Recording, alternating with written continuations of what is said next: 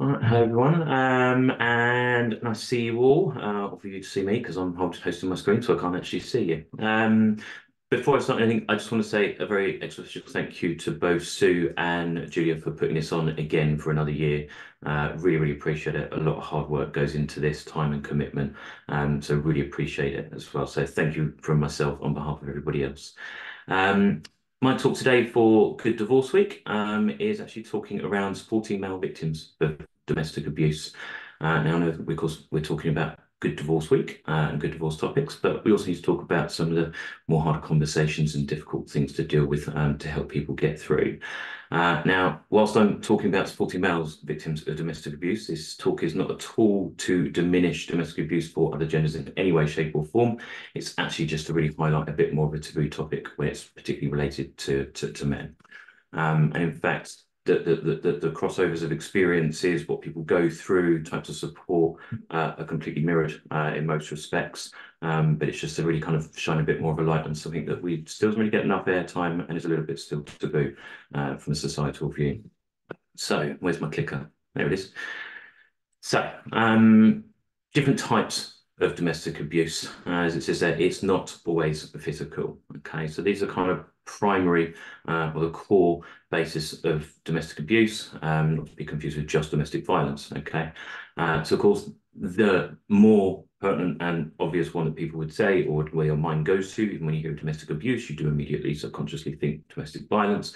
So the most common one is around physical abuse. So any kind of physical contact that causes harm, pain, discomfort, etc. to the victim.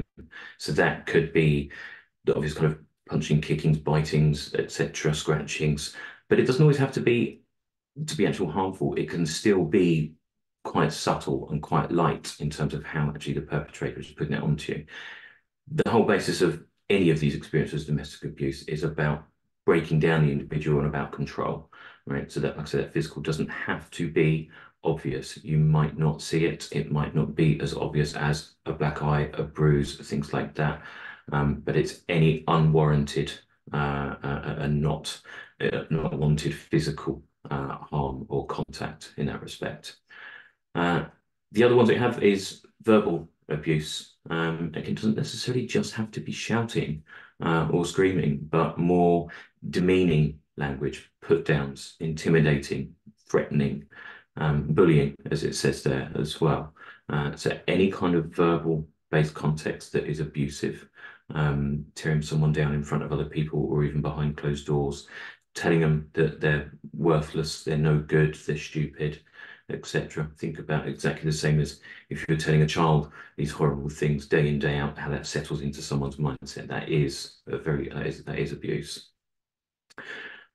Sexual abuse as well, so unwanted sexual activity, sexual physical contact, and behaviours such as rape, but also sexual manipulation, where it's used to control.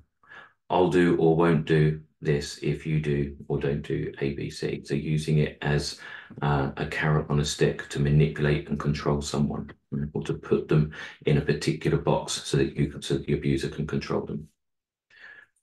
Financial control is around basically controlling the finances, the assets, etc. Now, you typically find with financial control, the abuser would typically have full control, vast majority, if not full control, of all assets, liquid or otherwise, accounts, property, cars in their name, absolutely everything.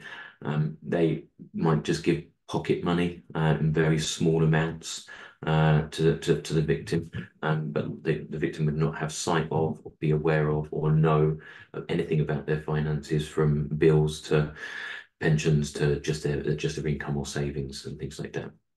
Typically, the recipient would actually end up having all the debts and liabilities under their name.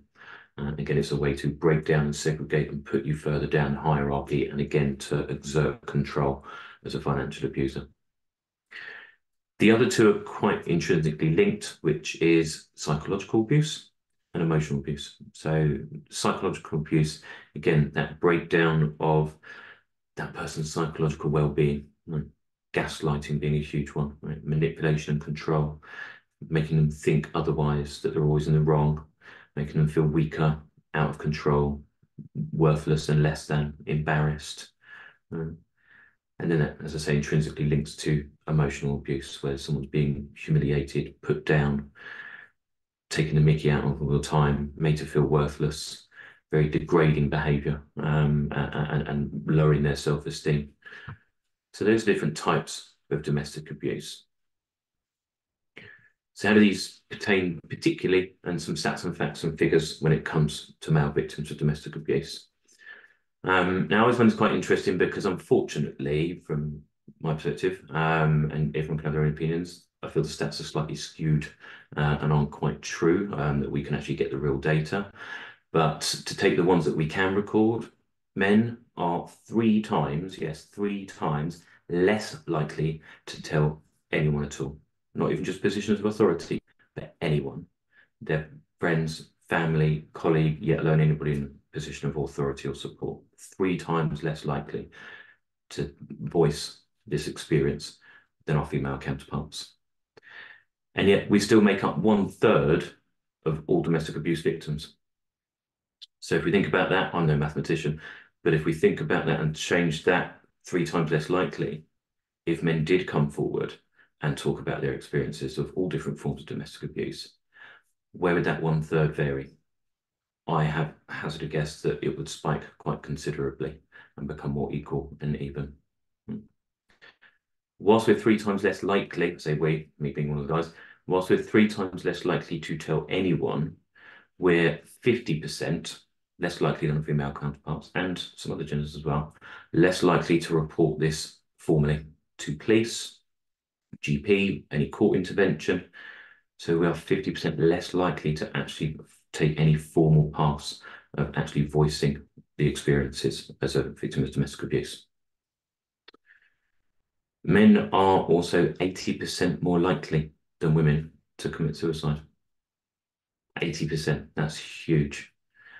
And suicide is the #1 killer in men under 45. That actually needs updating. It's actually around 50 now, in the UK, and in many other countries as well. Well, certainly the UK is an average of 18 per day. So if you can think of 18 people, or better yet, think of 100 men that you know, and now imagine each day 18 of them are disappearing. Now, there isn't stats and figures to directly correlate this at the moment. I know some charities that are trying to work on that.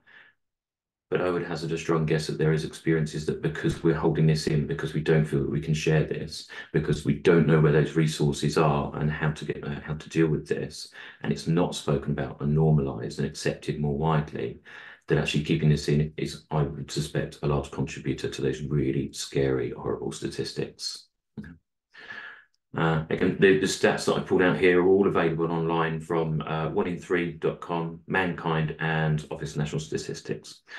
And one of the things that I pulled out from the bottom there is actually where it differentiates between different types of abuse and the ones that are more prominent for men as the victims.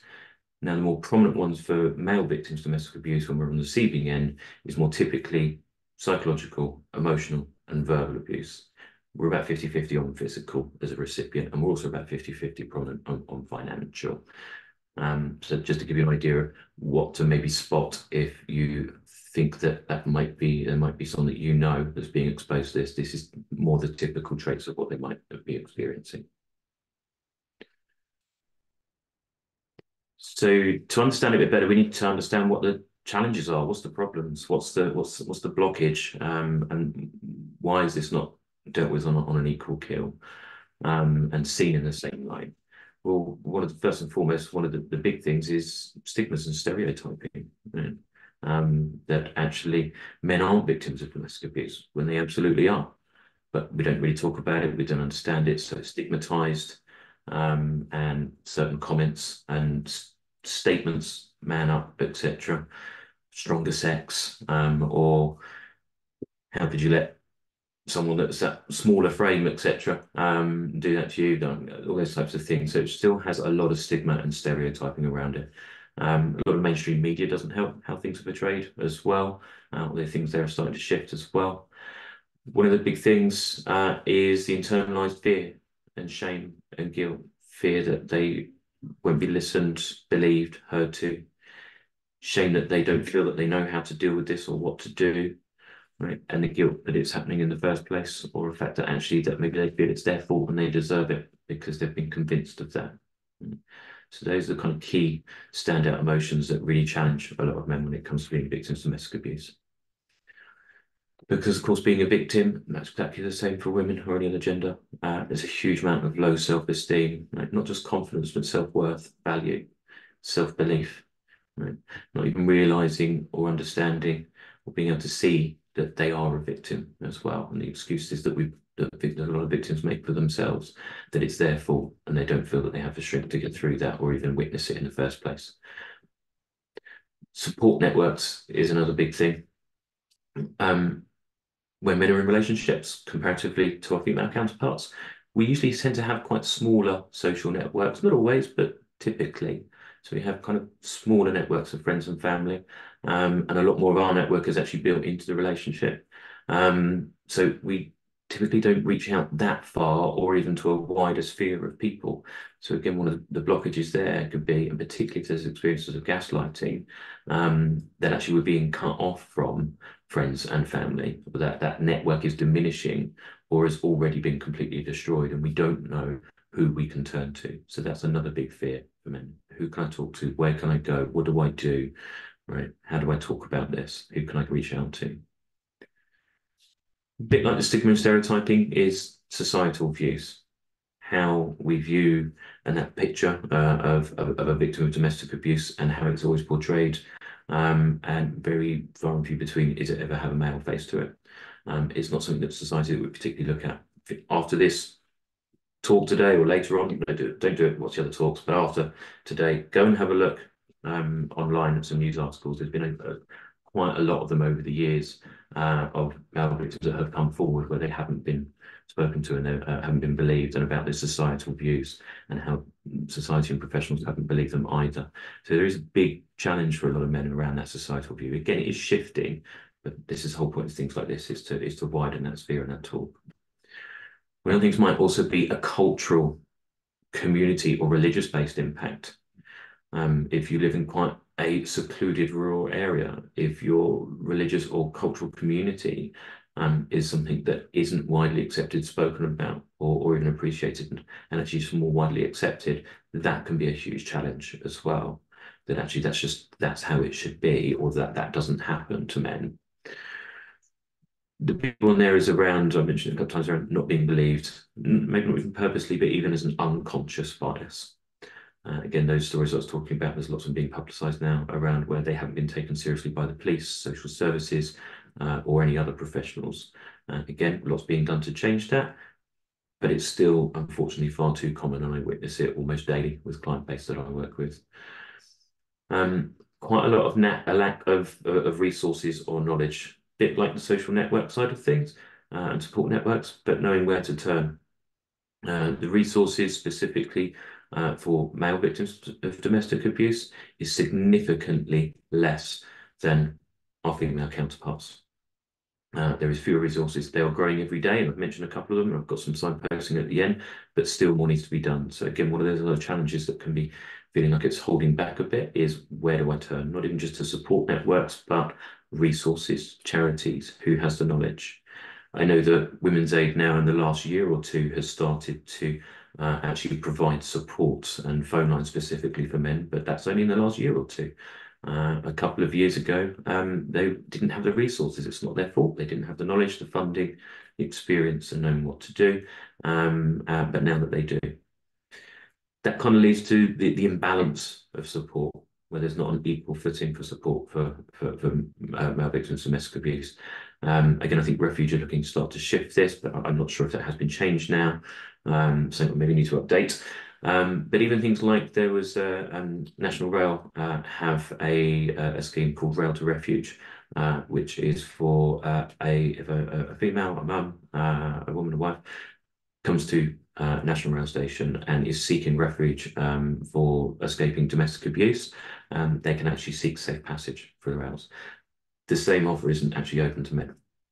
So again, imbalances of that support. So again, men not really knowing where to go. And again, these things are changing all the time, but it's because of conversations like this. I mentioned about language as well. Those statements there, stronger sex, man up, real man, those types of statements. Right? How could you let that person do that to you? Right? Why can't you stand up for yourself? These types of things. Right? It's that type of language that if you are already on the receiving end of this and your self-esteem is already rock bottom and you're already fearful and thinking everything is your fault, those statements are not going to help somebody in this situation. Right? What they need is reassurance and understanding. Yeah. Another situation that might cause difficulties, particularly I see a lot with my male clients, is actually the impacts it could have to their work, their career, their businesses, their profession, their industry, if they're widely known. I have actually had clients who have been at the pinnacle of their career, leaders of their industry, masters of their boardroom, etc., but have been on the receiving end of some drastically harsh and scary experiences of domestic abuse. Right? And actually talking about this, they feel and fears that that would then leak out into their profession, impact their careers as well, particularly depending on what they do for a profession. Right? Financial restrictions as well. Again, linking a bit to that balance of support. Men feel there's a lot less support in terms of financial access, availability for resources as well, and how to access that and needing any financial support if they're going through this situation. And the last two are unfortunately two of the most common ones that I witness as one of the big challenges with clients that I work with. The abuser to a male victim of domestic abuse, one of the first and foremost things that will happen is that there will be false allegations made against the victim, and to quite a magnitude, quite extensively, without evidence or any supporting experiences, witnesses, etc. And it's a big process of seek and destroy and disseminate, make the guy look like the abuser. And with that is that it's usually already built up quite some time beforehand. Threats of alienating behaviours and tactics. If you leave, if you do this, if you tell anyone, you'll never see your kids again. Unfortunately, it still happens far too often. So those are some of the challenges that men particularly face.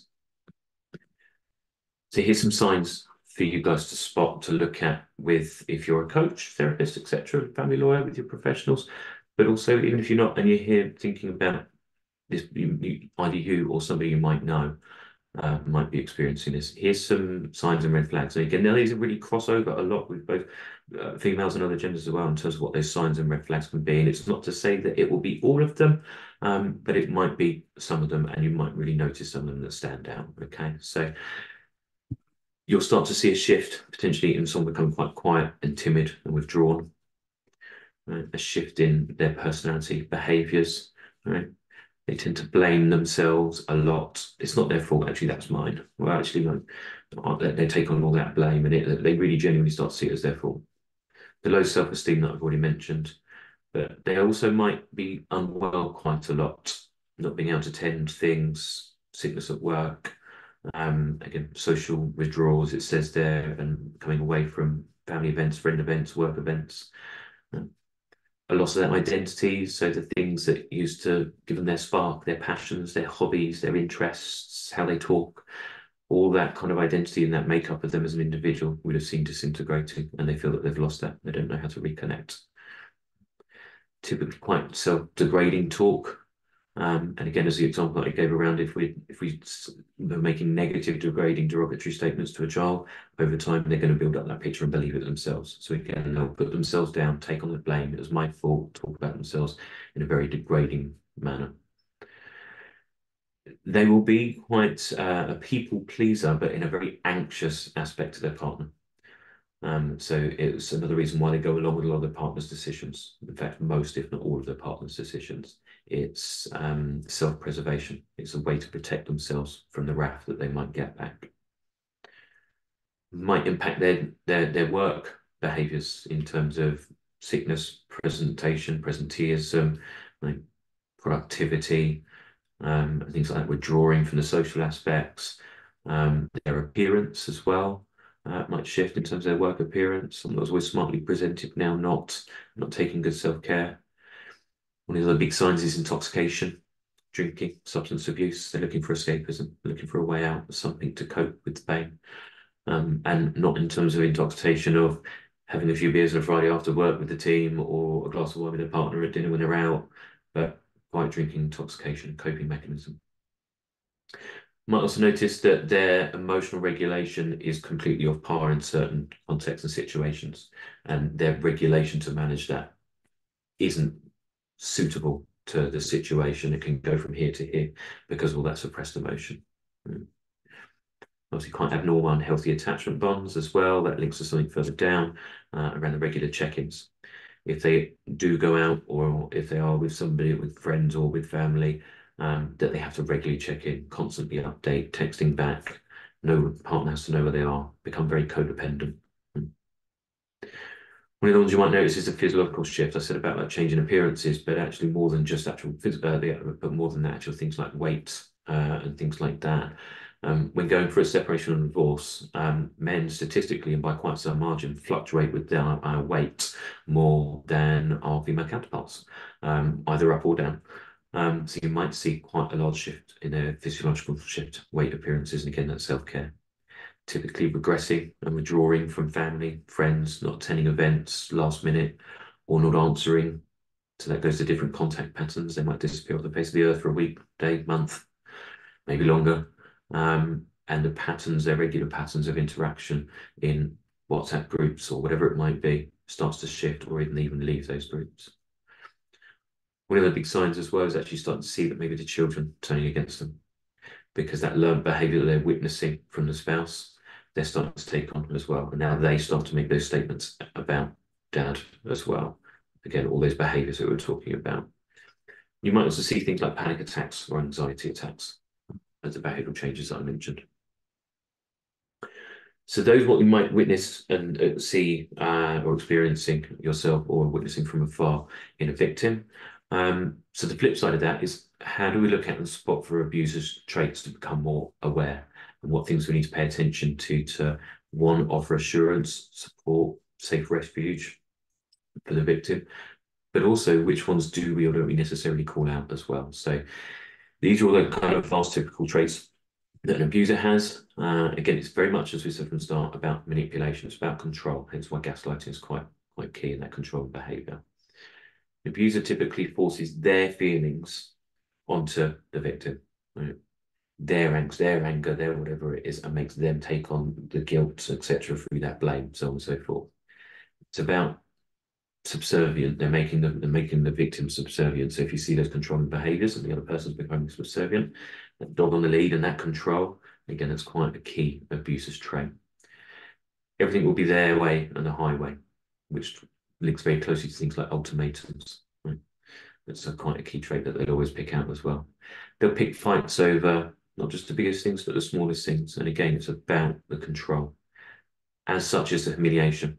That might not necessarily be quite obvious. It might actually be talked up or nicely in front of everybody else, but you might see at the corner of your eye another quiet chat to the side where actually being humiliated, talking down, told off and put in their place, put on the emotional, psychological naughty step by their other half.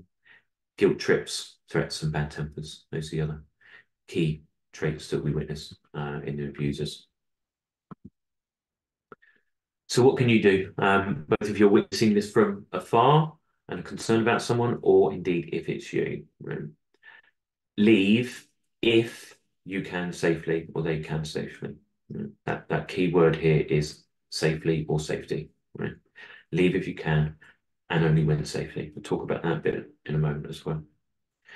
If you're noticing that withdrawal, that social withdrawal, a change in those contact patterns, the leaving of groups, some of these other things we've been talking about, one of the things that you can do if you're spotting it from afar, regular check-ins.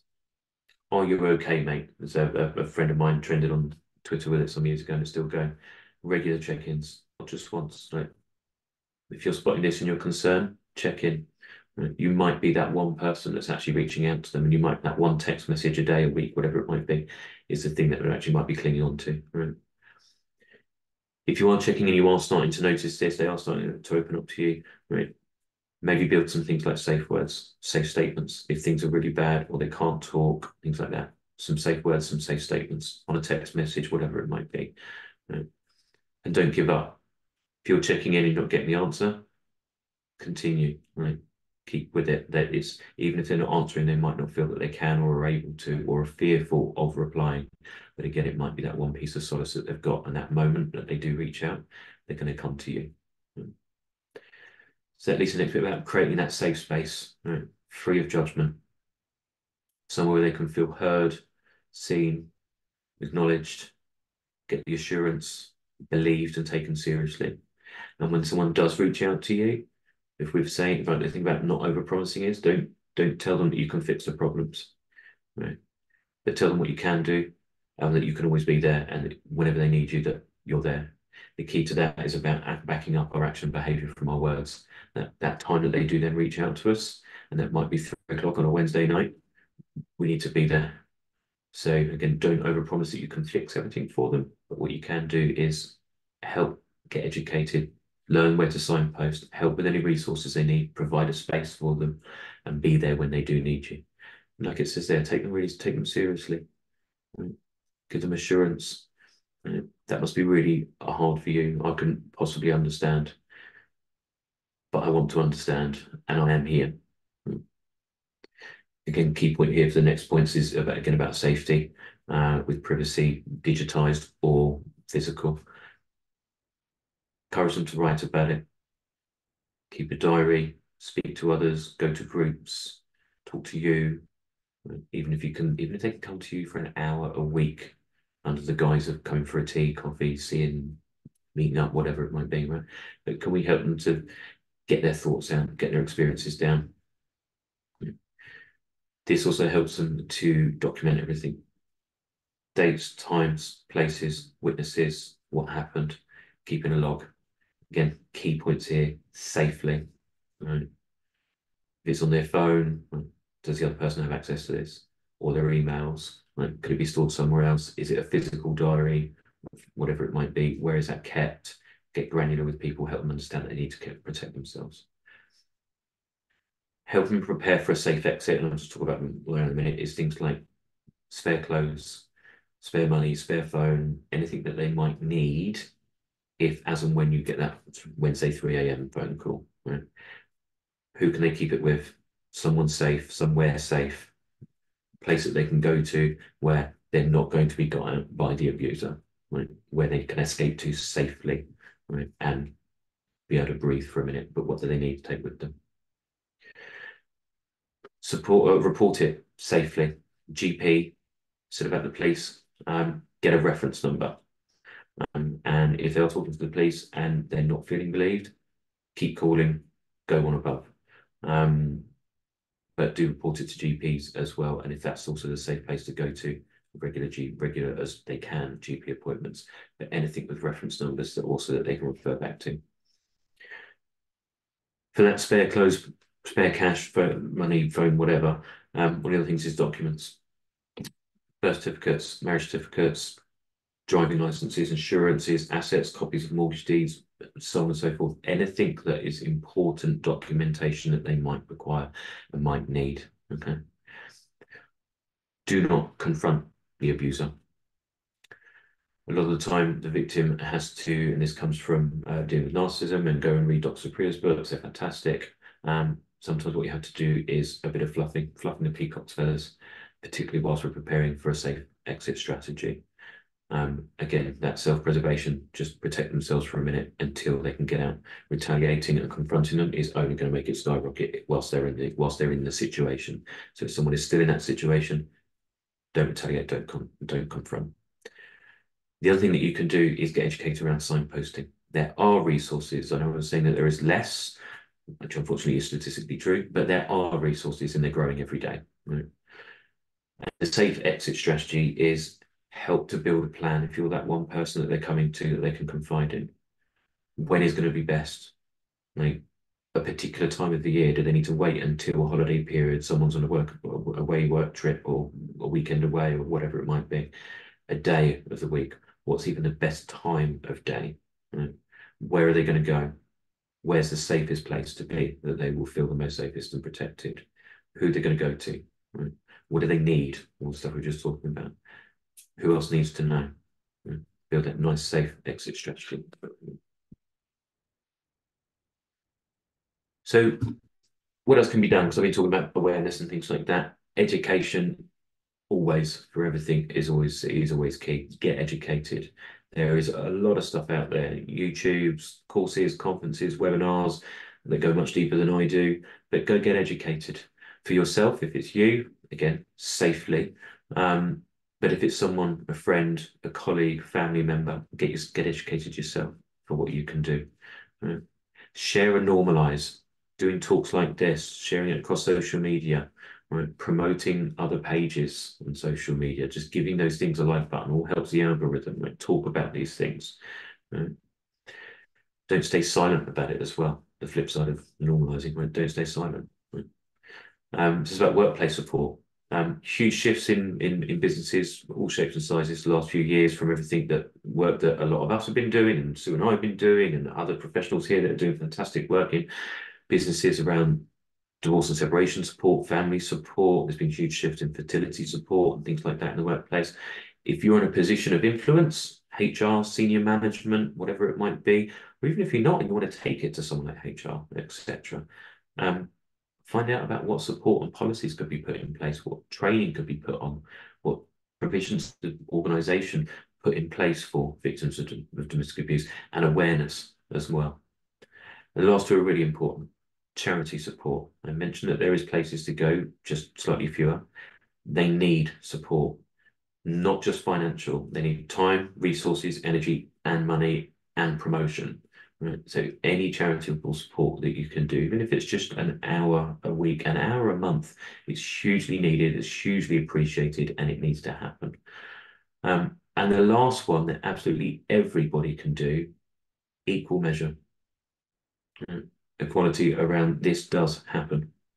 There has been a number of social experiments that have been done, and there's again YouTube's and all the rest of it to go and have a look at part of this, where they have, and again, I'm just using a heterosexual couple here, where they have a couple in the street, and the partner, wife, girlfriend is shouting, screaming, kicking, punching, talking down, all the things we've just been talking about to a male recipient, and everybody stays silent. And then they flip it around the other way, and look what happens. Everybody will come to, and rightly so, to the woman's aid. So one of the big things that we can do is look at this equally. If you see that, if you saw it happening to a woman, or you saw it happening to a child, it's exactly the same as if you see it happening to a man, right? So treat people equally and fairly. And the last bit is the signposting, the same bit, get educated. There are places, there are resources, they do exist. There needs to be more, and they need to have more resources and support. So here's just a couple. Mankind.org.uk, there's their number. I'll be sharing these, and you've got the recording. Mensadviceline.org, Respect.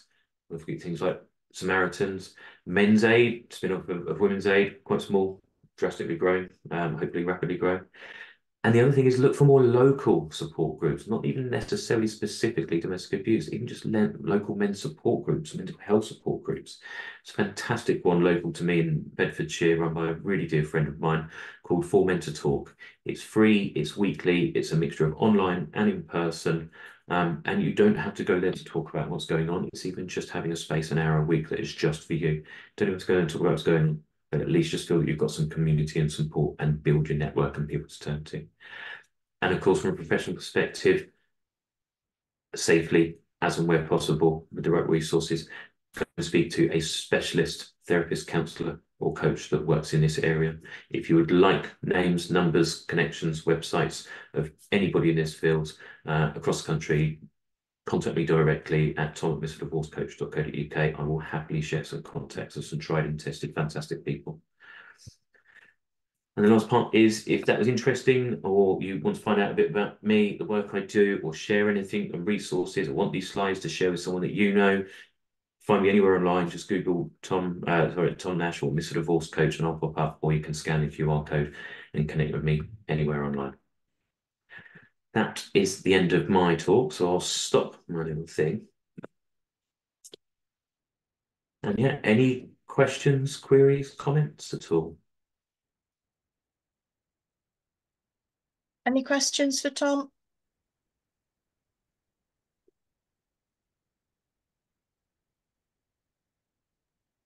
was Well, that was fantastic, me. Tom. That Thanks so that was that much. was easy, no questions. Thanks so much, Tom. It was fantastic. Yeah, No such an problem, thank important you. topic. I don't think it gets covered enough in like the mainstream sort of channels. think also because so often it's verbal and so degrading and so demoralizing, but there is this shame and stigma around it because it's just verbal and it's almost like they can't prove something. And it's very, very difficult. And what I've heard a few times is, but they're a good parent to the kids, or it's like there's this whole disconnect of what's healthy and what's safe and what's okay and what's normal. Yeah.